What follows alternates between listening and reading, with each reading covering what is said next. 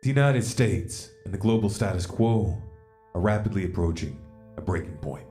Viewed from the scale of history, we're milliseconds away. You probably sense this on some level. Perhaps you've pushed the thought out of your mind. Perhaps the implications fill you with fear. Perhaps you're struggling to imagine a positive course of action. Our goal here is to change that. Some won't comprehend what's at stake until it's kicking down the front door. They have their heads in the sand, willfully ignorant. Such humans rarely shape the arc of history, so we won't waste time deconstructing bubbles. Instead, we'll make a bid for the intelligent. In a strong culture, group identity is defined by a national or tribal narrative. Ideas and stories which describe that group, their history, their place in the world. From that narrative, traditions and moral codes accumulate, which reinforce the identity. This is the glue that holds people together. In a dying culture, traditions and moral codes begin to break down. Cultural narratives begin to lose power or become points of division. The United States and its shrinking network of satellites are a dying empire. Its reputation is tarnished. Its position on the geopolitical stage has diminished. Even its financial power has peaked. But most importantly, it has lost all sense of itself. A nation might survive an economic collapse or even a catastrophic war, but mix in an identity crisis and this is a warehouse doused in gasoline, just waiting for a spark. Anyone who's been paying attention knows that that spark is already in midair. The death of a national identity leaves an emotional hole. Humans instinctually seek out replacements to fill that hole. Prophets of hate offer replacements. They invite the disillusioned to rally behind stories that make them feel good, assign blame, and impart a sense of belonging.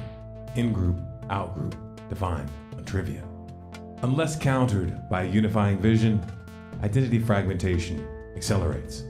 Left unchecked, this story culminates in territorial conflict or ethnic cleansing. At some point, we will have enough power that we will clear them from the streets forever. That which is degenerate in white countries will be removed. Attempting to predict what comes next would be the wrong psychology. What comes next is up to you. The following message is for those who see the stakes, those who would make a conscious bid to shape the arc of history. You see the imperative for intelligent action. Fear is the first enemy. When frightened, our brains work much less efficiently. Rational thought shuts down. Decisions are reduced to fight, flight, or freeze.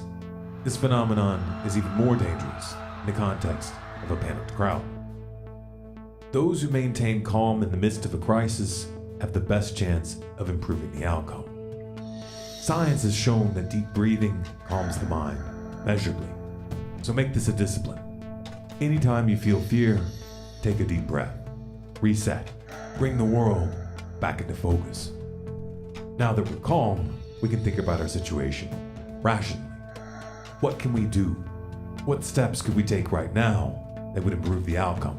Not just for ourselves, but for our children and the generations beyond. If you're hearing this message, there is still time. If it resonates, we have a chance. The root of the issue is beyond the political. We have a paradigm problem, a socioeconomic design flaw. A socioeconomic redesign will require a new train of thought, a paradigm for the next generation. Any idea worth holding must be worth testing. Belief must synchronize with logic and evidence, aka reality.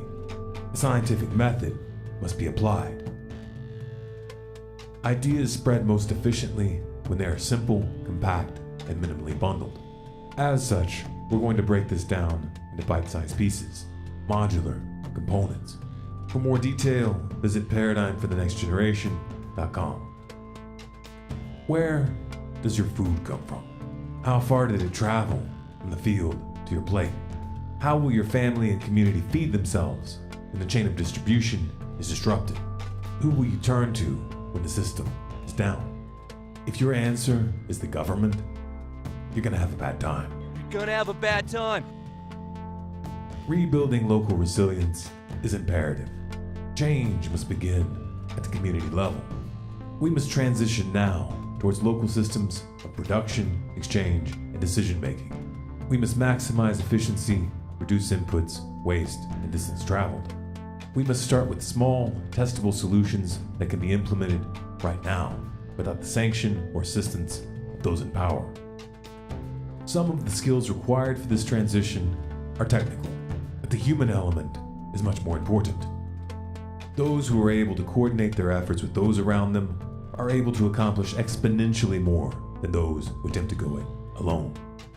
To rebuild local resilience, we must converge, form coalitions and teams, get our local community involved.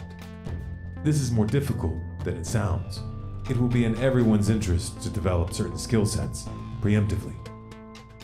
Human groups which value conflict resolution and consensus building honor those who master the skills and condemn those who initiate violence, call for wars of aggression, or divide over trivia have a much better chance of peaceful continuity.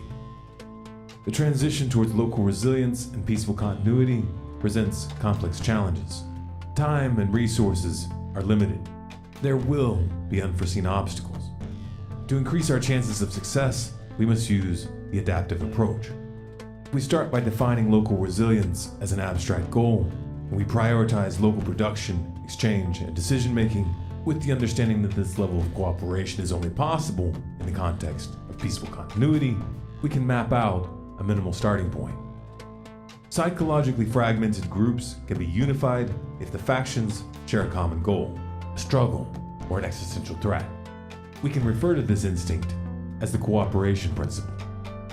Building local resilience, improving social dynamics, and preventing wars of aggression can each serve as unifying goals. The key is to bring people together in the real world. This can start with something as simple as organizing a gathering, passing out flyers, or helping out on each other's land. Working together peacefully builds unity. If psychological unity is attained, identity follows.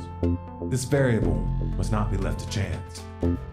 Henry Tajfel's work on intergroup discrimination demonstrated that identity can form around any idea or characteristic that attention is placed on. Even something as arbitrary as a coin toss can be used to divide a room. Within a very short period of time, the groups formed will begin to discriminate against the other side and favor members of their own group. Tajfel referred to this principle as a minimal group paradigm. If identity can form around any idea, then we must work to ensure that the idea is positive, a code which holds us to a high standard of integrity and conduct. These are the kinds of ideas that inspire positive action. Ideas are integrated into identity more easily when they are reinforced by symbols, color associations, or other identity markers. To maximize effect, identity markers should be worn. For example, Americans signal their identity with red, white, and blue. Here's another example. Black to represent an inclusive identity, no dividing over trivia. Black absorbs all color. Green to represent local resilience, pulling together as communities. Yellow to represent peaceful continuity, non-aggression, consensus building, and conflict resolution. Red to represent adaptive action, the scientific method applied. Blue to represent cultural modularity, meme science, ideas designed to spread. We must define in-group and out-group consciously. Lines of inclusion must be held without compromise. No wars of aggression, no profits of hate. Silence is complicity.